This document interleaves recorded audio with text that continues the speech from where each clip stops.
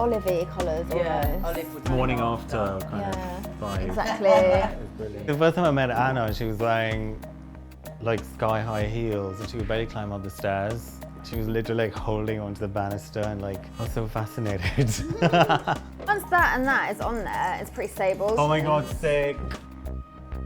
Today is kind of quite a crucial day because we've been putting together some looks, fitting them on a model, deciding things like shoes, makeup, hair. You start with thinking, oh, it's going to be super minimal and super like really pared back, and then suddenly you're thinking, oh my God, this is actually going a bit crazy. Well, this is the spring summer 2014 collection. So it was kind of inspired by, it was actually this sort of joke we have about when models do a modelly walk. I'm always like, oh, can you just walk like you're walking down to the corner shop to get some milk? That was kind of the starting point, but I think it's kind of evolved into something obviously a lot more than that. I spent about 6 weeks actually in India. It's all kind of hand embroidered, so it's quite an intensive process. And everything is done by hand, so literally, you know, every single sequin on that has been sewn by hand. We had very interesting collaboration with Coca-Cola.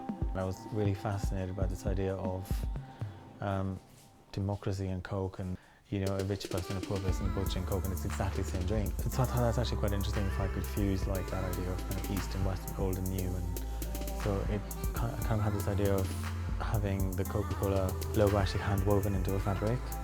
Take something like that and put it on a loom where they're used to weaving really traditional fabrics. It's slightly surreal, but really beautiful. I thought it was really interesting to fuse those two things together.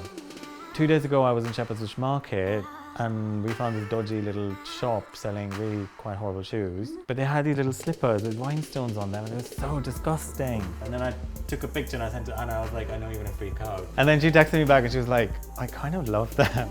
And we started doing like the jewellery because we thought it's really weird having these like kind of 70s tennis dresses with slightly ethnic Arabic-y kind of jewellery. It's kind of really beautiful as well because my mother actually collects old silver jewellery, so I've kind of grown up with stuff like this, and I sort of remember as a child being quite fascinated by her collection of bracelets. In a way, it makes it a little bit more personal, and I love doing the actual work. But I also love when you see somebody on the street wearing something you've made. I think that's really like the biggest compliment, that somebody's actually gone and like spent money buying something that you've made. I think it's a really nice position to be in, where you can do what you love for a living, you know, seriously, professionally, properly, and be taken seriously for your work. I think it's a really nice place to be in.